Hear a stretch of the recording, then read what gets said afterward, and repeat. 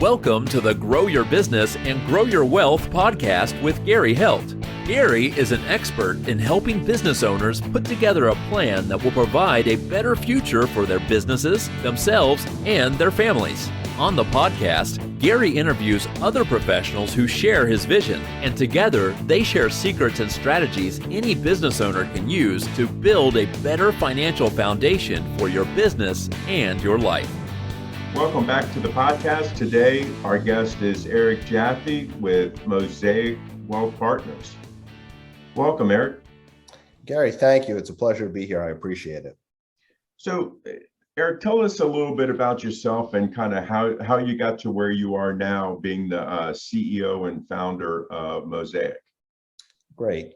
So I'm a financial planner, financial advisor. I work with individuals, couples, businesses, generally helping them plan for and meet their financial goals.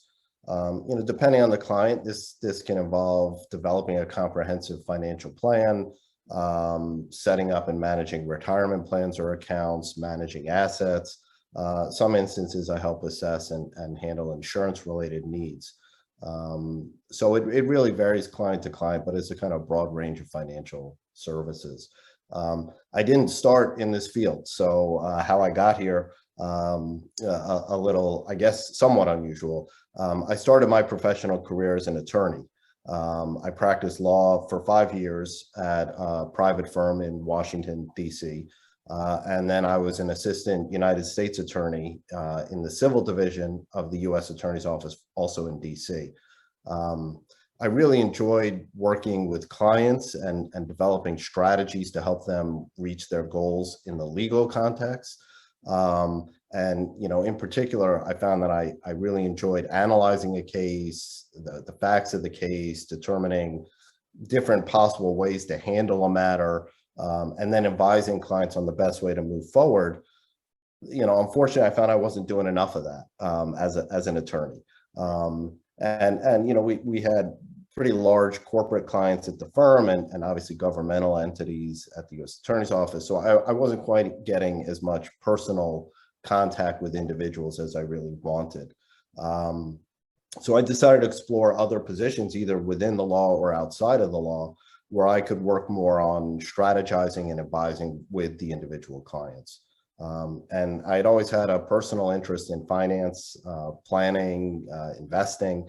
So it just was a natural leap to take the legal training and experience and move it over to the financial. Wow, that's it. That's definitely kind of a different path. I've talked to quite a few people that have, gone down the accounting world and decided to hop over, or maybe marketing and hop over, but I've never had an attorney decide to get over in the financial advising fields. Yeah, it was a little different, but I'm very glad I made the move. Right.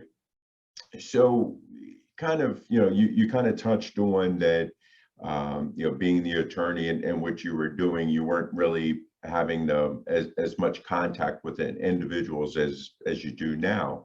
What is it about, working with individual clients or businesses that kind of makes Eric get up in the morning and excited about what he does? Yeah, that's a great question. I particularly enjoy, and this is what I liked about practicing law, and like I said, I just wasn't doing enough of it. I find it particularly rewarding to help people get to where they want to be. And so it could be in a legal context, it could be in a financial context.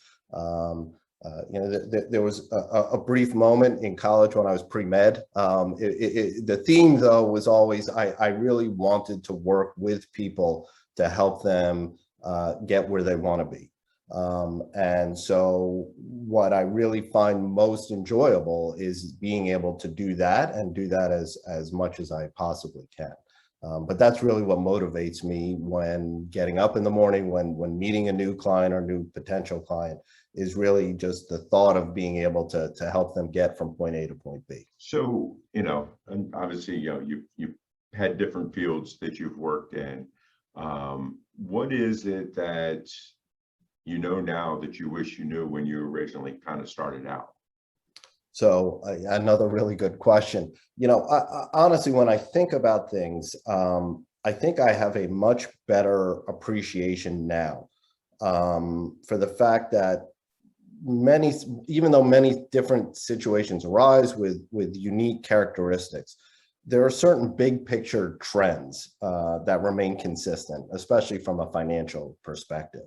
For example, if we take it a very simplistic level, you look at the tech bubble bursting in the early 2000s, you look at the financial crisis in 07, 08, look at the pandemic today. All of these have unique causes and consequences. But from a financial perspective, you can see market patterns of loss, volatility, and then recovery. And I think that those patterns are in some sense consistent. And I think this is important because when you're living during each of these types of crises, you have this sense of this hasn't happened before. The old rules don't apply. The norm isn't really the norm anymore. And I can't tell you how many times during those 3 different periods I had clients come to me and say, this time is different. And yeah, in some respects it really is different, but the reality is, careful planning in advance of these situations, having a defined and effective strategy and plan on how to handle unusual situations, even if they're unique in some respects, really goes a long way to helping us avoid making emotional decisions during stressful times. And I think a lot of times those are the decisions we look back on and regret. So, I'm not sure I, in all honesty, could have known this back then. Right. But I think it was having the experience of living during these times, advising people, managing their money through these different times that has led me to appreciate this. But it really does make a big difference. And since we're looking back in this, conversation, that's what I wish I knew, because I think this different perspective helps me to give the best advice to folks, and I think it helps clients remain calm during times that are otherwise, prone to panic. Right. Now, what are some of the questions that you wish clients were asking or potential clients were asking when they're meeting with you? To me, the most important thing to know when choosing a financial advisor or any professional is, can I trust this person? Right. My industry in particular and regulators in my industry are really taking a lot of steps to try and make sure that advisors keep the best interests of their clients at heart. And I think that makes a lot of sense. But I know when I talk to any professional with whom I'm considering working, I'm trying to get a feel for, does this person truly care about his or her clients? Are they really concerned with doing what they do well? Because I don't want to just be another paycheck for someone who I am trusting to give sound advice on important issues. And so I want to matter to them. And to me, when you say, what do I think clients or prospective clients should be asking? It's whatever the questions are that gives them the comfort level that I'm doing this. Yes, this is how I make a living, but I am doing this because I want to make sure they are taken care of, and I want to make sure that I am proud of what I do, that I do it to the best of my ability. And I think people don't do that enough. They read online, ask if there's this designation, or ask if they handle this type of work, or what their fees are, all of which are important. So I think those should be asked. But I think that people should ask more questions to really get a sense of the person with whom they're going to work. Right. I totally agree with that. And I mean, sometimes I know I have found that, I've met potential clients and it's not a right fit. It's just the way that they think and the way that I think and do things are a little bit different. And there's nothing wrong with that. And sometimes it's, I've referred them to, other CPAs because it's just it's not a good fit with us. And I think that, that's what you're saying is that you have to trust somebody, and if there's not that fit, then uh, there's just not going to be that level of comfort. And I think that that's something that's important. Yeah, I completely agree. And I do the same. I mean, what I tell people when they've been referred to me or they call me for the first time is, let's talk and make sure that we both think this is a good potential working relationship. I mean, we both have to have that comfort level. And really, there are some folks that I've said, I can do what you want, but I think there are people who can do it better. And I think you got to have, you need to have the feeling that this person is willing to tell you that, so that you know that they're really looking out for you. Yeah, I definitely think it's important to find, in everything that you do, the different advisors that are going to tell you what you need to hear, not what you want to hear, because I think Exactly. that's important also. I completely agree. So what are some of the biggest fears that your clients are having, and how are you helping them overcome those fears? Obviously, to some extent, client concerns and fears vary, and you also got short-term issues of unexpected expenses. How am I going to handle this versus longer-term issues? Can I retire? When can I retire? How can I maintain a standard of living? But I do think that, a recurring concern, which I'm sure is consistent amongst most advisors, is a general fear or concern that clients have of outliving their money in retirement. Right. And the reality is it's quite a change, emotionally, mentally, to go from earning and saving money to living off of what you've accumulated. And that's a big change, and it's a big transition. And I understand that creating a lot of anxiety in folks. I think you've also got related issues of increasing longevity, concerns about the viability of Social Security, rising healthcare costs, long-term care issues, and all of these combined, so that I think you are approaching and entering what is a very anxiety-inducing time. I'm not going to generate income. I'm going to live off of my assets. I've got to worry, how long am I going to live? How much is it going to cost? Healthcare, et cetera, et cetera. So that to me is almost a universal concern that I see across clients, even of all ages. Not usually the folks in their 20s, but if we get into 30s, 40s, this starts cropping up as a legitimate issue. So I try to address these through the planning process and preparing in advance of retirement, as well as analyzing and reviewing situations as we get closer and closer, and then in retirement itself. I think you need frequent check-ins to make sure, are we on track? Has something changed? If so, what, and how do we adapt to the change? A financial plan is just a picture at any one point in time. And the reality is the view changes all the time. So we need new pictures. And we got to say, all right, now that things have changed, what do we need to do differently? But I find that helping folks understand how they're doing regularly with respect to meeting their needs, it really goes a long way to alleviating a lot of these concerns. And we do have some conversations about, if situations or conditions change substantially, we might need to adjust. We might need to cut spending at times of crisis in the markets, or when other unexpected expenses come up. But I think it's important for a lot of people that they manage their assets in a way to be aware of their goals, be aware of how they're doing with respect to their goals, and make sure that the asset management and the lifestyle are lined up together.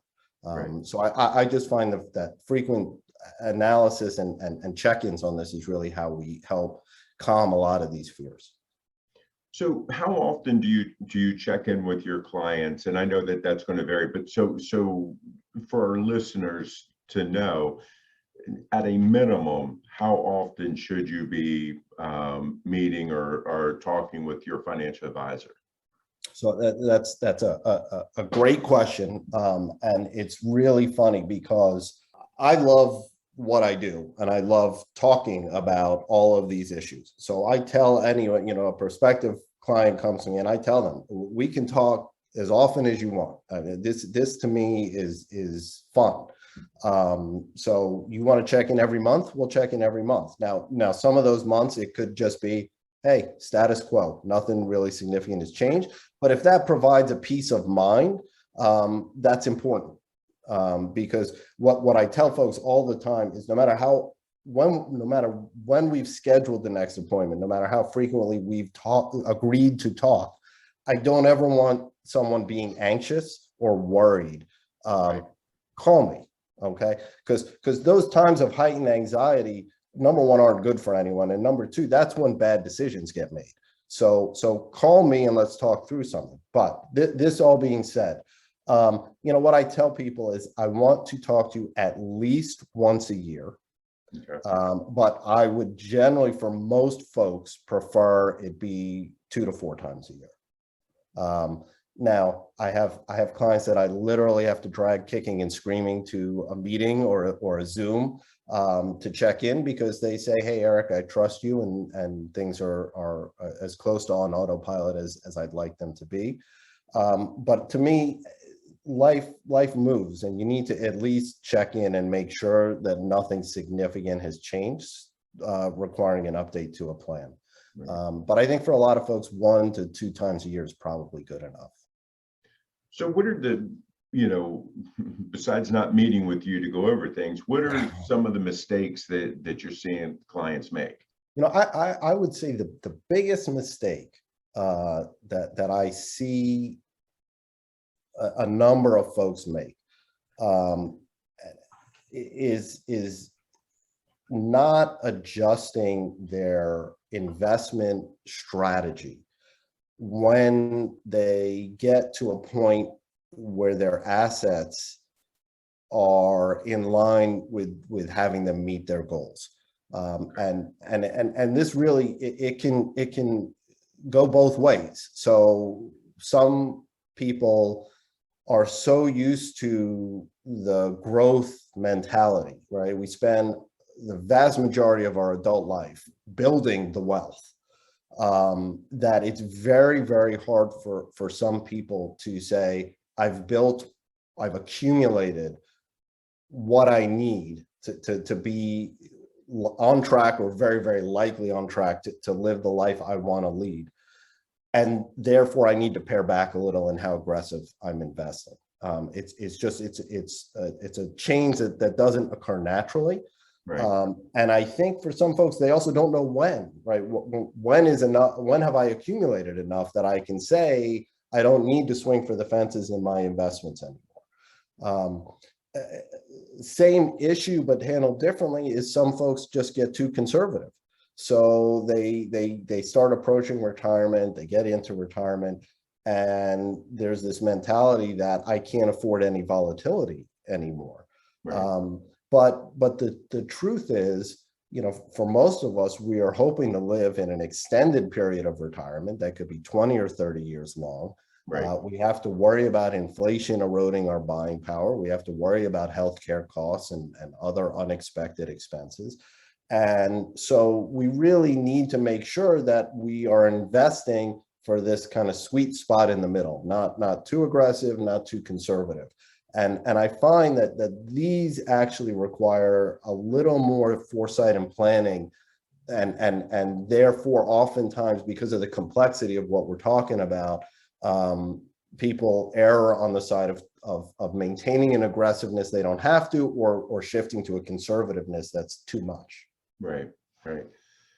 Now, tell us, why is it important to use a professional like you to help manage their money, and why is it important?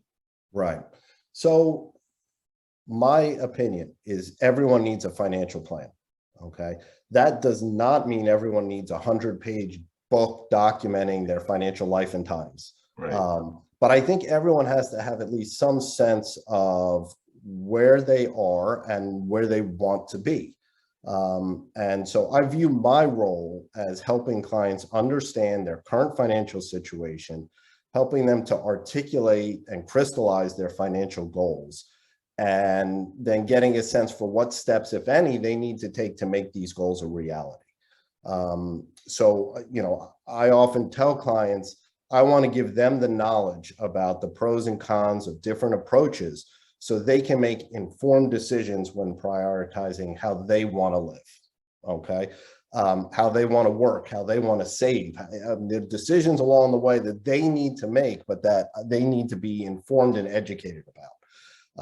And I've had quite a few clients, call me a financial therapist, because, a lot of times issues require just calming, laying out of the facts, the options, and letting them make their informed decision with full knowledge. And I think this is really where a lot of my value lies. I think it's helping people to understand their needs, their goals, and the financial realities of making certain decisions. Yes, you can do X, but then you're not going to be able to do Y. Or if you do A right now, in the future, B will be a possibility. So I think laying that out is really what helps people make decisions throughout their professional lives and into and through retirement. Great. So, we've covered a lot so far. What is it that I haven't asked you that you wish I had? You've asked a lot of really good questions. I think one thing that we could certainly talk about is, some of the challenges facing the industry and what things should people be aware of in terms of affecting finances and financial planning. And if I could answer my own question. Yes, please do.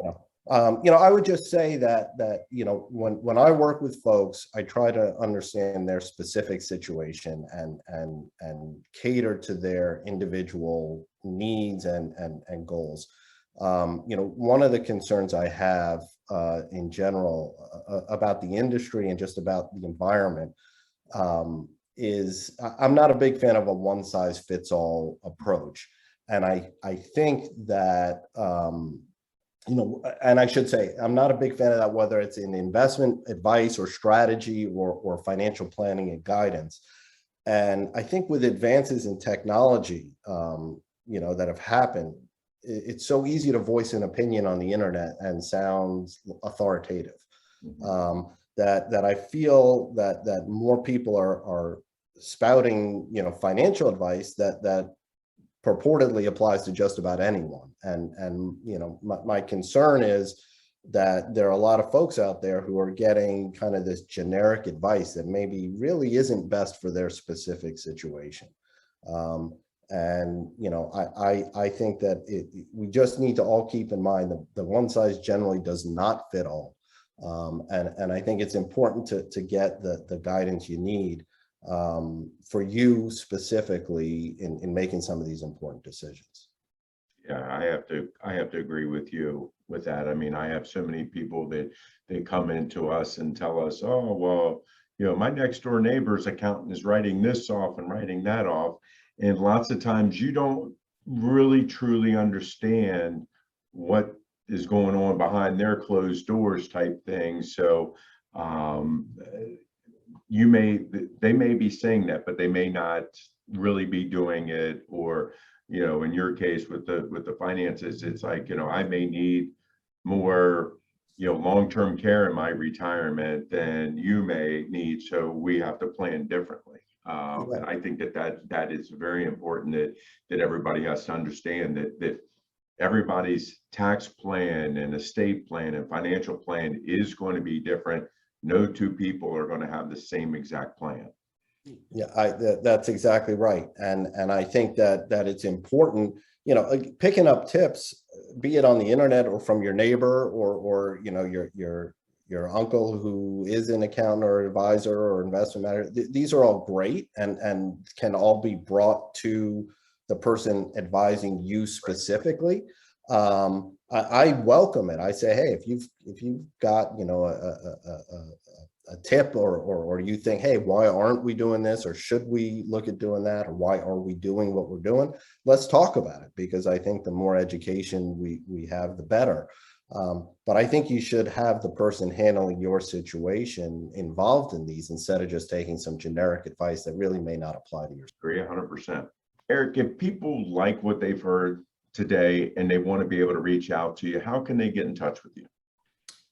Absolutely. So our firm website is mosaicwp.com, which is mosaicwp.com. Office phone number is 877-840-0770. We got a generic mailbox there for the firm. I'm at extension 103. And my email is ejaffe@mosaicwp.com. Great. Really appreciate your time today. Our guest on the show has been Eric Jaffe, who's the CEO and co-founder of MOSAIC Wealth Partners. Appreciate your time. Gary, I really appreciate it. Thank you again. This show has been produced by Market Domination, LLC. To discover how you can have your own show completely done for you and turn it into a real published book and become the authority in your marketplace, go to www.marketdominationllc.com/podcast offer.